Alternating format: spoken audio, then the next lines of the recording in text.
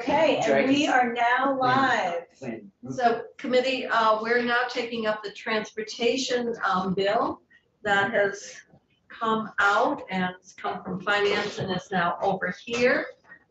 People need to remember the T-bill is only a plan, and any of the appropriations have to be approved by us, and so have to be in the big bill.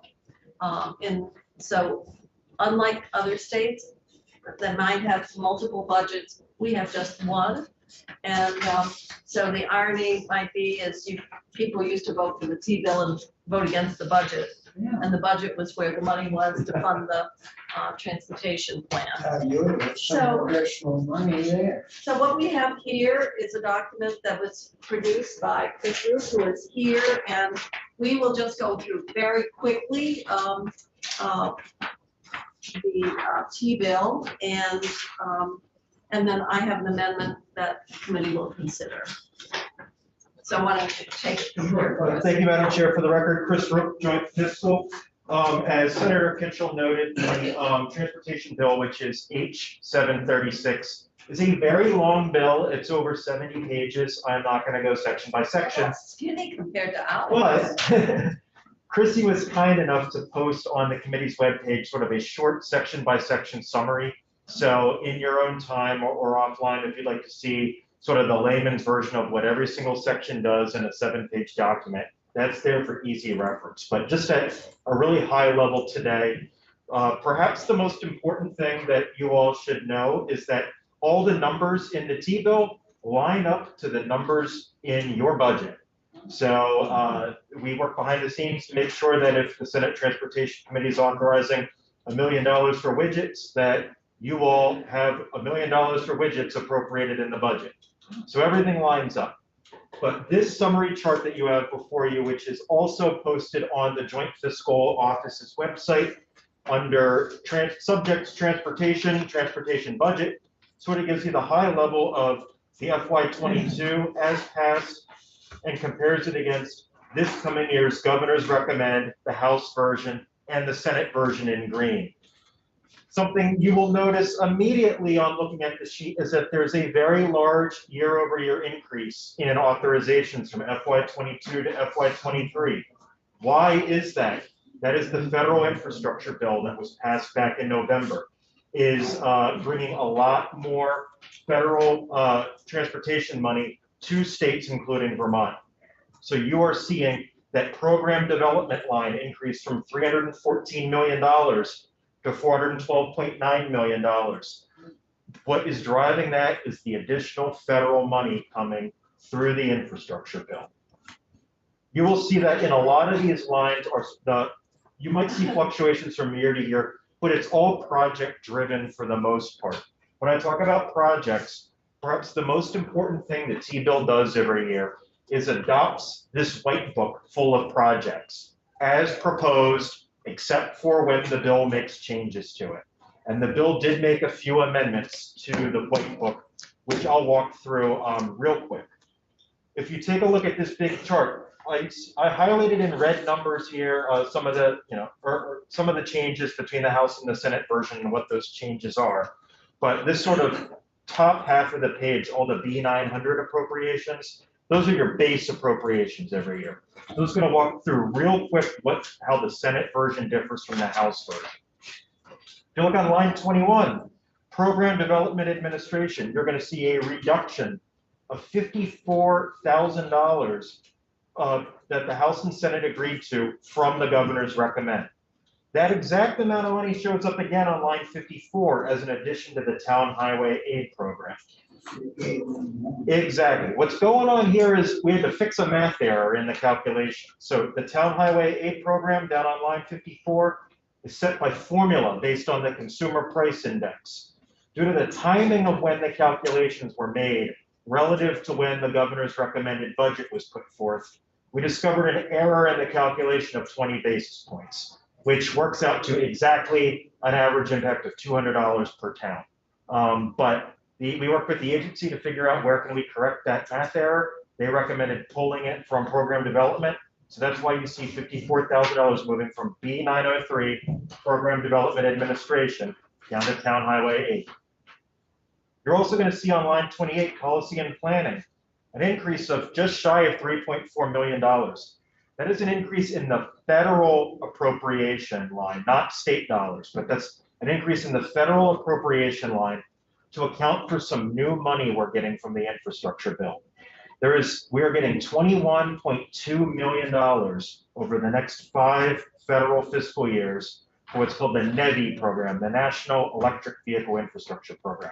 It's money to put charging stations along the highways. $4.25 million from that fund is included in policy and planning. And the state match of it, around $800,000, is already baked into the base. But what we needed to do was adjust the federal appropriation to account for that additional money coming in. So that's why you see that increase. Yeah, go ahead, Robert. So in detail, can the two of you outline, we've heard where it's not going, but where is that NEVI money going? What's the parameters around where you're going to put charging stations? Oh, well, yeah, and there's actually language in the bill because there's federal language that requires a charging station. And it's 6.2 million that we have combination, 2 million, I believe, ARPA. And you have to be within 1 mile if you're on the Eisenhower Interstate. And then it's 5, is it 5? What section I is think it's that? 20. Section 20? Oh, so it was section 4 under the bill. Section 4. Yeah, the goals were having a level 3 within 1 mile of 1 driving mile of every exit on the interstate, and it also amended a state goal for having a charger within 25 miles of another level 3 along the state highways. But to your specific question, Senator Westman, the guidance for the NEVI program is posted on the JFO website, and it's brief. But this money that's coming through the infrastructure bill, the federal money, is designed to prioritize building out a national charging network along the interstate highways and high priority travel corridors. So that money is not for putting one outside a gas station, it's for putting it so people who are driving to the state. So when we have heard about, this was not the money that was going to plant at fishing access. No, It is no, not. no, that was a different 3 million. And so we recommended spending it in a different way. And that was, We'll get to it. I just, I have trouble because it's been so concentrated on where we didn't want it that I wasn't sure. yeah, but you may, just to connect with the big bill, there's 10 million for charging and multi-unit and other venues, and the big bill appropriated ACCD. I'm wondering, is it a federal rule not to have them at the rest areas? Yes, well, the big problem with a level 3 charge is you need three-phase power. Yeah. And that's why you see them oftentimes in grocery stores, like around the country. Walmart is one of the major sites. So you can, Price Chopper, Hannaford's, Marty's and Danville. It's at a level 3 for a number of years, plus a level 2 put in by Green Mountain Power. So, but you have to have, and the other problem, it's just like you can't sell gas on the interstate. There are prohibitions about those commercial enterprises on the interstate. So What that's, about the signage that goes with them to direct people? well, that would have to be, actually, there are apps now that direct people, and so you can plan, because you really have to plan ahead where your next charging station is going to be. So they're all on on your iPhone on an app. Well, if you had an EV, you would need to get one, because let me tell you, you would need to know that you can get from Danville to Hannaford's to Manchester to Whole Foods to Newport, Rhode Island. It tells you all of And that. it tells you where all the Every charging. mile you have left on the Yeah. car. So the technology to support this, but you really do have to plan, because it's not like gas stations where there are, 3 or 4 of I them. have to keep my gas. Yeah. I can't afford limos. No, Bobby, I know you can't. Sure, I know, you're just a poor farmer from North Troy, Yeah. yeah. So we're But gonna, someday I'm gonna make it someday. well, your time's running out. You better get a move on. Maybe when I die after my life. Which reminds me, I need another, I should bring you another a jar of North Troy relish. Yeah, Yeah. like that, that is good. Which, Not as good as that cake though. well, I'm glad you like it. Not yet, not yet. Well, it's a triple chocolate. I know it. So now we've dealt with the charging stations, and obviously the desire is to make sure that we're building a robust network, and there's a lot of planning underway in that area. So other questions, or shall we just keep going? Do you want to point out the highlights? Sure, just real quick, maintenance, you could see that the House reduced the And maintenance. we hated that. Yeah. The Senate restored it. Yeah, that wasn't. Nothing like deferring maintenance, is there? It's so easily done, and the long-term implications are Isn't that just, where plowing is too? yeah. Well, And they shouldn't guardrail have plowed any repair. roads for house members to get here. And skim coating, which is often done by the districts, all of that comes in under maintenance. So the maintenance was restored, public transit was changed and restored to the governor's recommend. I'll go into that a little bit more. The House added $1.9 million in public transit, and it showed up on this line. That money was $1.4 million for Green Mountain Transit to have zero fare operations in the urbanized routes, another $500,000 for MTI grants, mobility and transit innovation grants. The Senate actually made some changes to those numbers, but the public transit number goes back to the GovRec because those numbers were moved down to the one-time section, and I'll get to that in a second, but that's why that changed. Town structures and class 2, so that's line 46 and line 48. The House increased those numbers to the sort of statutory minimums for how much needs to be made in grant awards, which the governor's recommend did not reflect. How did they pay for that increase? By taking money out of the maintenance budget.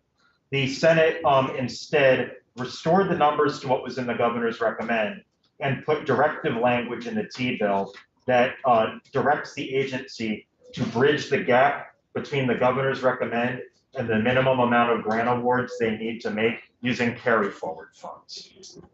Town Highway Aid, again, we walked through that, no change there beyond what I already described.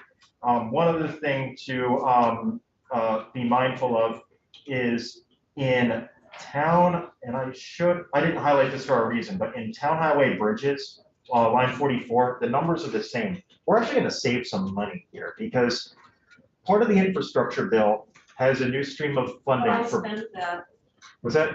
but I spent that. You did spend it, but we saved a little bit of T-fund dollars, and the locals are going to save about $589,000 as well in the upcoming year because we got money from the infrastructure bill that has to be used for off-system bridges and can be used at up to 100% federal share.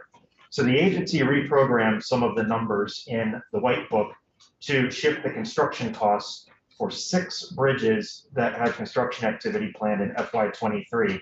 So that essentially saved the T-fund $689,000, saved the locals $589,000.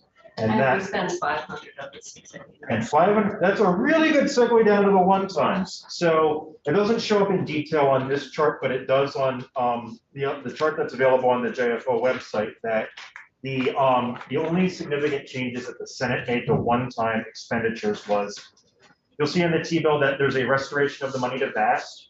So that was $50,000 to the law enforcement and safety program, $750 to the equipment grant and aid program. Those are general fund dollars. Why does it show up in the T-bill? The appropriation is routed through DMV to go to VAST, so we need to make the T-bill speak to it. The Senate also, we were talking about public transit earlier. They did a one-time appropriation of $1.2 million for Green Mountain Transit. And whereas the House had $500,000 for MTI grants, all T fund, the Senate added another $1 million to that of general fund for a $1.5 million total. The other piece I forgot to mention on the GMT support was the House had planned on giving them $1.4 million from T fund to operate zero fare. The Senate proposal is to give them 1.2 out of general fund. So there has been some savings on the T fund side, which is why you don't need to cut maintenance anymore. So all the other vehicle incentives have remained changed except for two, or unchanged except for two. The Senate declined to fund $1 million for e-bike incentives or $1 million for e-snowmobiles and e-ATV incentives. And as Senator Kitchell mentioned, the Senate declined to fund $3 million of charging stations at state parks and access areas, and instead added some language to the $10 million for EV chargers routing through ACCD to say that state parks and access areas could be an eligible location for that other pot of money. So that's sort of the high level of the money changes. There's a lot of language in there too, but in the interest of everyone's sort of time, Anthea, who's an outstanding colleague in legislative council, did a really good section by section summary that Chrissy posted, and it takes the 70-page bill and puts it into something a little more manageable. So I'm happy to answer any other questions that you may have. Questions on the money? I kind of went through them this morning. There's a lot of blood fests. A lot of love fests, a lot of love. Well, But we love maintenance, and we did not want to, with the increased cost of everything, to reduce that. So we took the $3 million for charging and the $2 million. First of all, e-bikes.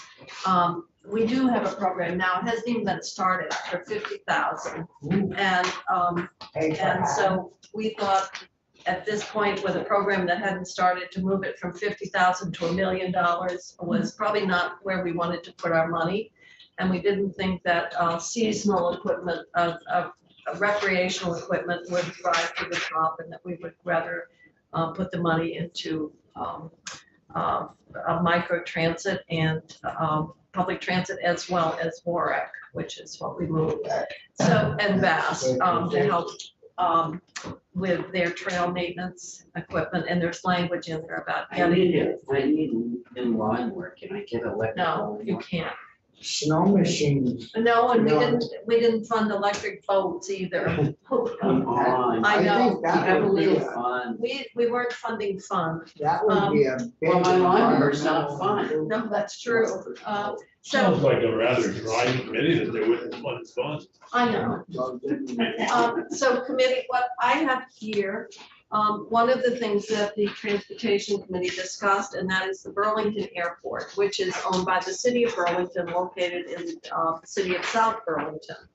But it was recognized, obviously, as a regional resource, and how it's governed has been a topic of discussion over many years, back when Senator Bernie Sanders was mayor. I guess he was even selling it. So there was testimony from particularly South Burlington, which is greatly affected by operations. And we just have a governance study over the airport, which right now is governed, and the ultimate authority for it is Mayor Who's Weinberger. doing the study? It would be an independent entity. It would be contracted by the Agency of Transportation. And as we had the bill voted out of committee, it had 150,000 out of the 500,000 that was appropriated to the airport, which historically is used as match to fund the study. We subsequently discovered that the FAA would finance, pay for the study, and it would be a 90-10 match.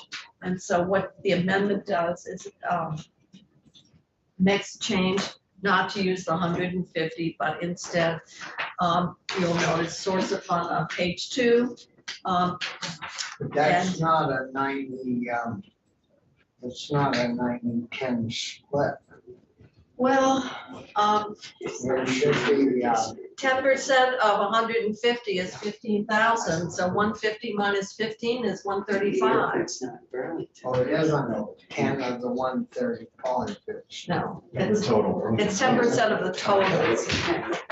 So, Change that. So, But I'd swap all day with that type, but. so, We're gonna what change that. AOT said was they could absorb the 15,000 out of their aviation budget. And so this has language that they'll work together to secure the FAA grant. And that has been, and I shared that this was something that we would offer here in appropriations. And I think that is, it would make the mayor's office happier than the original proposal. So, We surely want the mayor to be happy. well, I would, Well, he's gotta have some reason to be I wouldn't happy. say he's That happy. crew he not works- happy about, He's less unhappy. well, that crew he We want him works- to be less unhappy. That so would make committee you- questions, because maybe we need a break before we go back on the budget at 4. Oh, Do we want to, I would move the amendment. I'll Okay. second. well, the clerk needs to clerk. I'm ready to clerk. All right, so Oh, we'll have a motion to accept the amendment on the Burlington Airport made by Senator Baruth, a second by Senator Starr. And then we, unless there's further discussion, we'll call the roll. Senator Ballin, Senator Baruth, yes. Senator Nitka, Yes. Senator Sears, yes, Senator Starr, yes. Senator Westman, Yes. I move the bill. Senator Fitch. Yes. Okay, so Senator Sears is moving the bill favorably as amended. Second. Second by Senator Nitka. Senator Ballin, Senator Baruth, yes. Senator Nitka, Yes. Senator Sears. Yes, Senator Starr, Yes. Senator Westman. Yes. Senator Kitchen. Yes, Okay, 601 on each. and I am the reporter for transportation. I hope so. Oh, you are? You take it, Yeah, Senator. love that. Thank you. You have to keep saying. That's the thing. On every night. Are we done? Oh, look.